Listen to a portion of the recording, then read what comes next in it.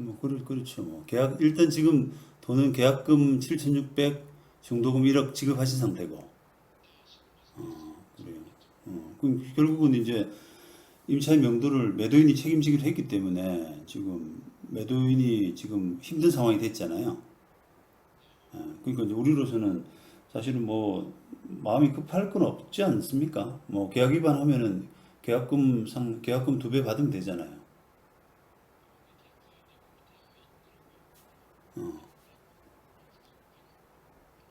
그렇죠. 예, 6조에 있는 거죠, 6조에.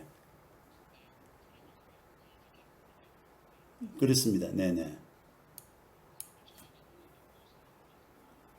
네. 예.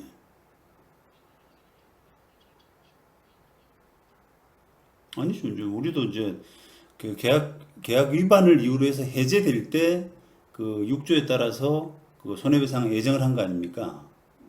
그럼 해제를 시키려 그러면은 우리도 이행 제공을 해야 되거든요. 아니, 지급하고가 아니고 지급하는 이행 제공을 한다 이 말입니다, 법적으로. 이행 제공이라는 게 이행 제공을 하는 건데요.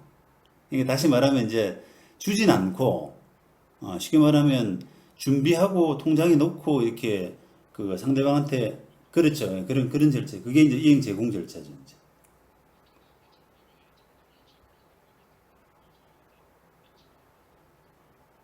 예, 근데 그걸 좀 보여주고 되도록이면 사실은 이제 뭐 수표 한 장으로 준비하라 이렇게도 말씀드리는데 이행 제공 절차가 완전하면은 사실은 뭐 계약 해제 부분이 걱정이 없는 거잖아요. 네, 그렇습니다. 예, 그렇죠. 네, 네.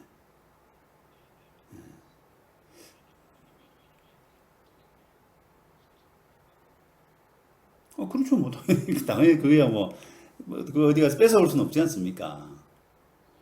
예, 그러니까 당연히 소송이죠. 근데 확률적으로 보면은 확률적으로 보면은 임차인이 나갑니다. 우리가 그러니까 임차인이 왜 지금 저러겠어요? 그러니까 이제 매도인은 애가 타죠. 사실은 이제 이게 임차인이 이렇게 땡깡을 부려서 목리를 부려가지고 자기가 이렇게 계약 해지되면은 나중에 매수인한테 큰 돈 물어주고 임차인한테 손해배상을 하면 되는데 너무 그게 번거롭잖아요, 자기도. 그러니까 웬만하면 좀 부담 주든 달래든 이렇게 해서 내보내려고 하죠, 보통. 그러니까 이삽이 조금의 문제예요, 결국은.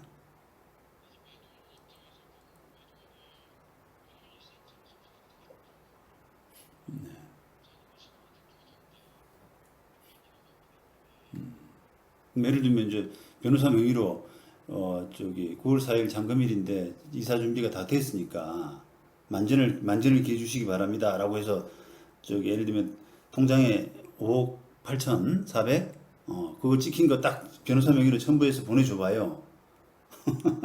그러면 매도인이 한 푼도 줄 수 없다 이렇게 될지 그렇게 못 합니다.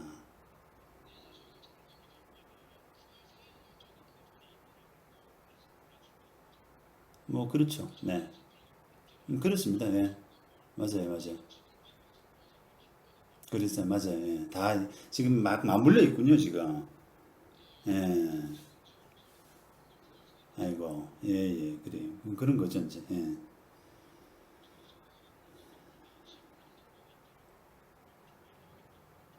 맞습니다. 네. 네.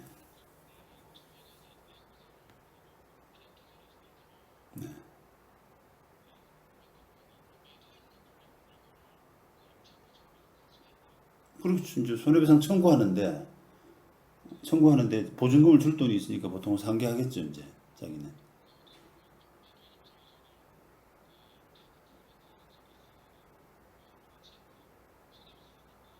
그렇죠.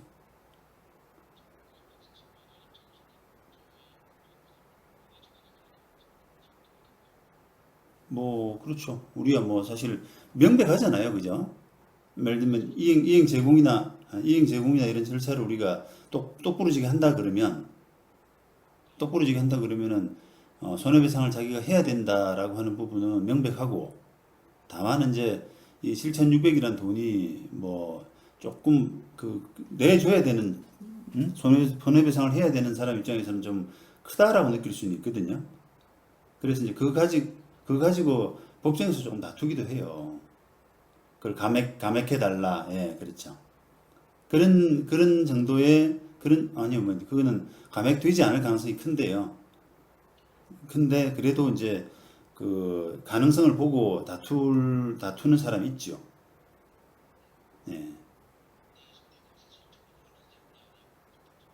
아니요, 이제 실제 손해는 안 따지는데, 손해배상이 너무 과다한 경우라고 봐서, 금액이 이제 뭐, 예를 들면, 뭐 700억짜리 사건일 때 계약금이 70억 걸리고 이러면은 아무리 10%라도 좀 크지 않습니까?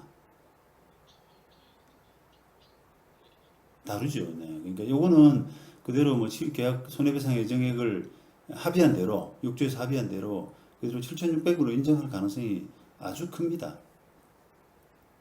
네.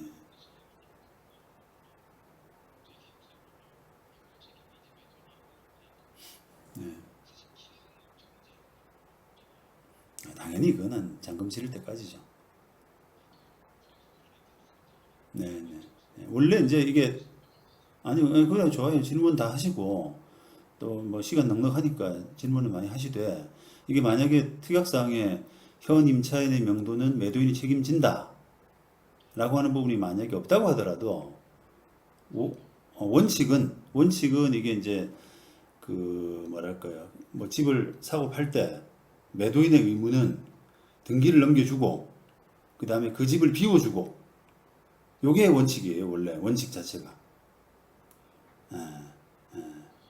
여기 이제 예를 들면 그걸 어디서 해석하냐면은 이런 거죠. 뭐 2조 3조 한번 보세요.